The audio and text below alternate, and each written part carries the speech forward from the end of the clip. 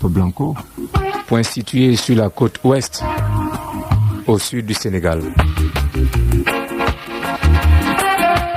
Et c'est dans cet instant que commença une des pages les plus sombres de l'histoire des Noirs.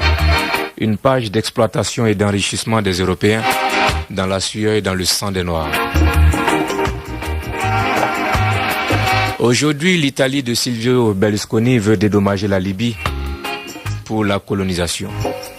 Et l'Afrique noire attend toujours que l'esclavage soit reconnu comme un crime contre l'humanité afin que soit organisée une grande cérémonie de libation en hommage à tous les Noirs morts au cours de cette pratique honteuse et déshumanisante afin que repose à jamais en paix leur âme. Les maîtres de l'église d'alors, sous le couvert de croisade, ont autorisé et organisé le commerce des Noirs. À cette époque, pour les maîtres de l'église, il n'y avait que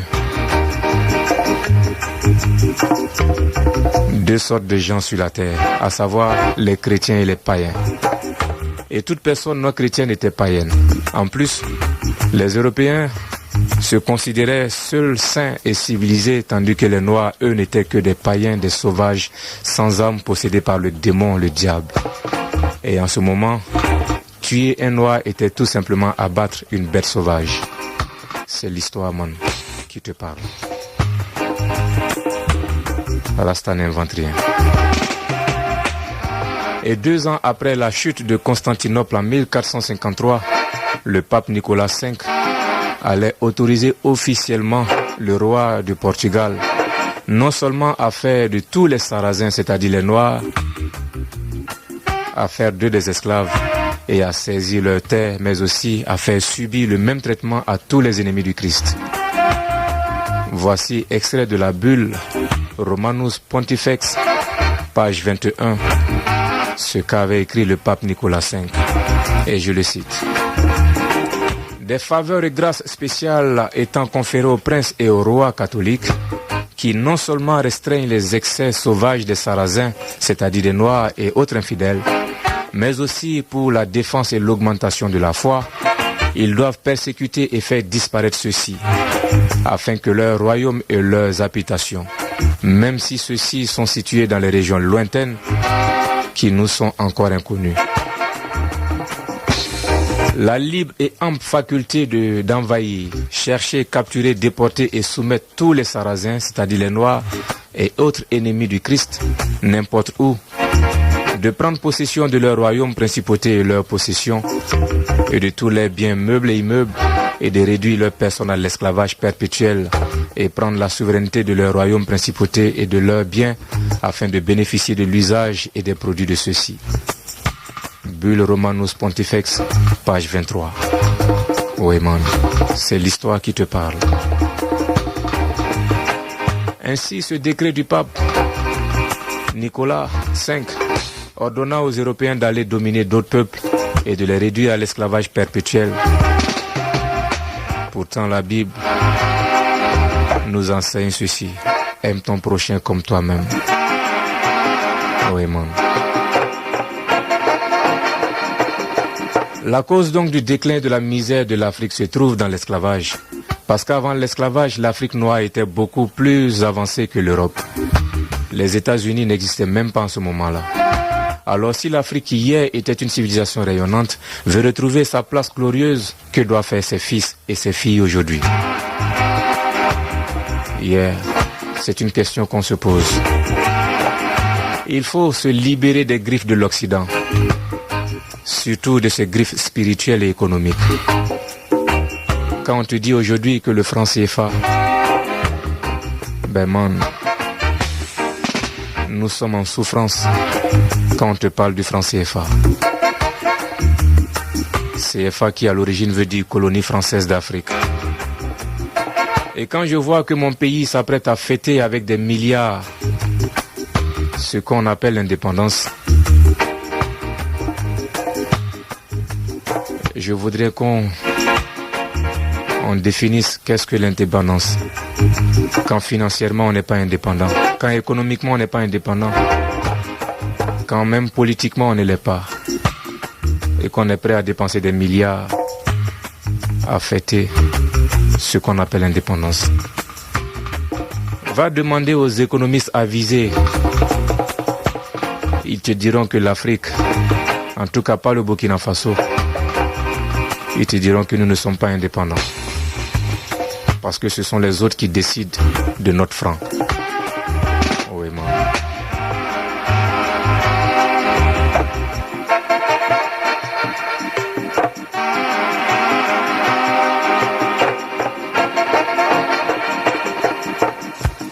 L'Afrique est terre et l'Afrique est une gloire, une terre de gloire. Et pour cause, l'empire Aoukar au Ghana a survécu à peu près 1000 ans.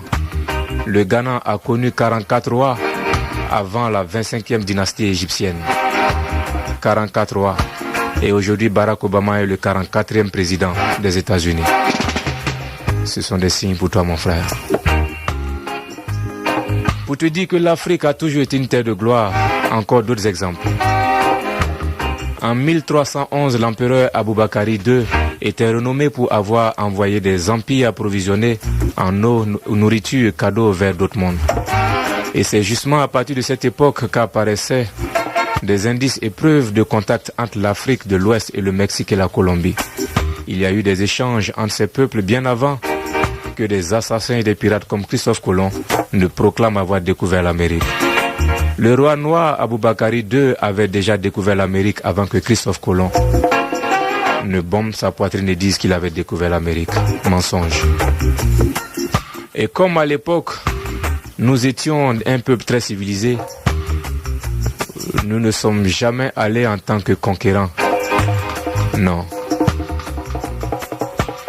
Un autre fait historique. En 1324, Massa Moussa, l'empereur du Mali, a effectué un pèlerinage vers la Mecque avec comme entourage une suite de 60 000 personnes. Oui, man. Imagine-toi.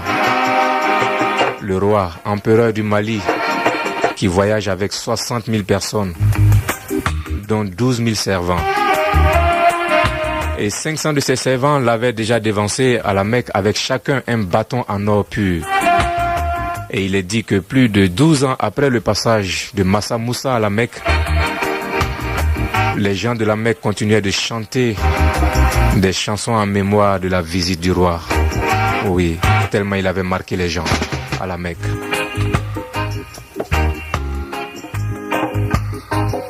Au XVe siècle, l'Empire Songhai avait déjà produit un nombre incroyable de docteurs, de juges, de prêtres, de scientifiques et avait un système bancaire et de crédit, de mutuelles. Et il y avait dans l'Empire Songhai 4 grandes universités. L'université de Gao, de Tombouctou, dont l'université appelée Sankoré et dont le diplôme s'appelait Adjada, l'université de Walata et l'université de Guinée. Yeah man, l'Afrique était bien en avance sur tous les plans, médecine, transport, agriculture, esthétisme, mathématiques, etc. Et qu'est-ce qui a fait que tout ça a disparu? C'est la question qu'on se pose. C'est que le développement de l'Afrique a été brutalement interrompu autour du XIVe siècle par une organisation rationnelle de brutalité, c'est-à-dire l'esclavage, la traite des Noirs. Et pendant plus de 400 ans, près de 20 générations d'hommes, de femmes, des jeunes et des enfants, les mains nues ont été arrachées de force à l'Afrique pour nourrir l'économie et la science de l'Europe avec la bénédiction, je vous le rappelle, du pape Nicolas V.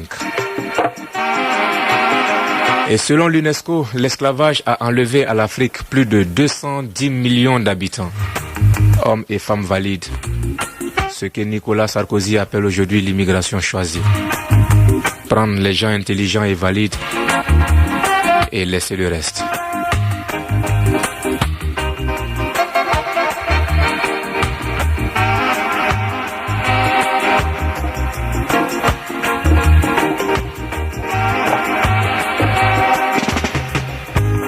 Et pendant près de 400 ans, des familles, des clans ont dû se cacher dans la forêt pour échapper à la capture.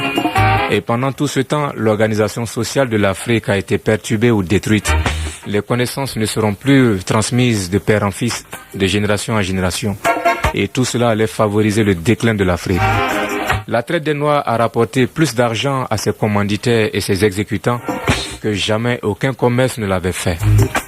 Et pour cause, lors des débats parlementaires en Grande-Bretagne, il était affirmé ceci, et je cite, « Un esclave acheté pour 4 livres sterling sur la côte africaine pouvait, en leur temps, être vendu au Brésil pour 80 livres. » Ainsi, pour devenir riche, l'Europe et les États-Unis se sont nourris avec le sang et la sueur de plus de 210 millions de Noirs.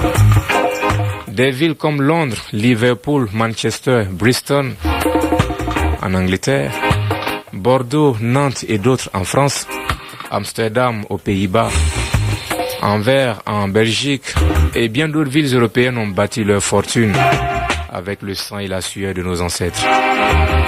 Sans compter les tirailleurs sénégalais qui ont aidé à libérer les démocraties européennes pendant la Deuxième Guerre mondiale. Oui. Il est vrai que des âmes sensibles et pleines de raison se sont élevées pour condamner cette pratique ignoble et déshumanisante, mais il faut reconnaître que le pire persiste, menace et reste tenace. L'un des héritages que nous a laissé l'esclavage, c'est le racisme. Quand aujourd'hui on te parle d'organisations comme le Ku Klux Klan aux États-Unis, qui aujourd'hui est encore en train de refaire surface, parce qu'un noir est aujourd'hui président des États-Unis, il faut comprendre que le racisme, l'apartheid reste encore. Et c'est pour cela qu'il faut se mobiliser, il faut s'informer pour combattre ces vibrations négatives. En effet, malgré le combat mené par des abolitionnistes, des théoriciens esclavagistes ont recouru à des théories discriminatoires engendrant le racisme. Et plusieurs ouvrages vont paraître qui analyseront la physionomie des Noirs en se basant sur une théorie que ces propagandistes ont osé appeler scientifique. Elle compare le squelette et le crâne de l'homme noir à ceux d'un singe et conclut à l'infériorité des Noirs. Parmi ces ouvrages, on peut citer ceux du Hollandais Campus, de White. Ces théories vont être approfondies aux États-Unis durant le milieu du 19e siècle par certaines personnes, dont des auteurs comme Morton, Knott et Kate Wright, qui proclament haut et fort l'inégalité des races. Le darwinisme sera aussi un élément alimenté par ces thèses. On a ainsi pu créer en beaucoup d'Africains le complexe d'infériorité, le complexe de l'esclavagisé et du colonisé. Alors Rasta te dit qu'il est grand temps de remettre les pendules à l'heure et de reprendre confiance en nous-mêmes. La preuve est là aujourd'hui. Barack Obama, président aux États-Unis. Pour te dire que tu dois arrêter de douter de toi-même. Pour te dire que cela ne veut pas dire qu'il faut cultiver la haine ou développer l'orgueil ou la vanité. Ce serait tomber dans les mêmes erreurs que les autres. Il faut plutôt développer un amour altruiste qui respecte et accepte tous les êtres humains, disant que chacun a sa spécificité et que chaque peuple a son identité. C'est vrai que cette sombre page de l'histoire a plongé l'Afrique dans un déclin, a freiné son élan du progrès, du développement pendant 400 ans, le temps de 20 générations. L'Afrique a été pillée et continue de l'être, avec la complicité de certains de nos dirigeants. On lui a dérobé ses forces vives, son capital humain, ses cerveaux, et on a assassiné ses leaders. Je pense à Steve Biko, à Lumumba, à Thomas Sankara. Mais si l'Afrique a eu à connaître un ralentissement dans son progrès, il ne faut pas pour autant oublier que l'Afrique a connu une explosion extraordinaire de la science, comme ce fut le cas en ancienne Égypte. Oui, man. Et ce sera encore une fois l'occasion pour nous de revenir sur certaines découvertes faites par des Noirs. Oui, man. Je te dis encore, je ne suis pas professeur d'histoire. Je n'ai aucune prétention. Je sais juste que j'ai un vice, j'ai un problème. Je lis beaucoup, je cherche beaucoup. Je veux comprendre afin de partager avec mes frères et mes sœurs. Pour qu'ils prennent confiance et comprennent que nous pouvons y arriver, que nous devons y arriver. Même si aujourd'hui, nous avons certains chefs d'État qui sont prêts à piller l'Afrique, qui sont prêts à faire tuer des journalistes, qui sont prêts à faire assassiner des opposants, qui refusent juste qu'ils soient des marionnettes en Afrique pour la cause de la coopération. Oui, nous en sommes conscients et nous voulons partager le maximum de vibrations avec nos frères et nos sœurs. Oui, pour que la jeunesse africaine comprenne qu'aujourd'hui, il est grand temps de se réveiller. Jeunesse africaine, réveille-toi. Arrête de perdre le temps dans les maquis.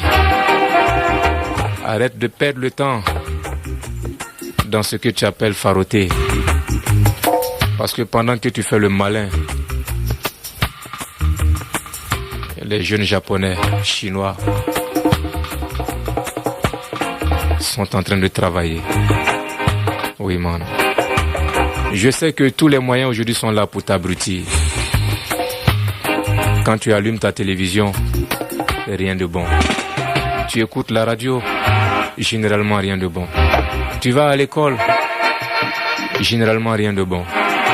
On préfère te parler de De Gaulle que de te parler de Sankara ou de Lumumba. Mais comme aujourd'hui tout est à ta disposition, tu ne peux pas continuer de rester dans l'ignorance.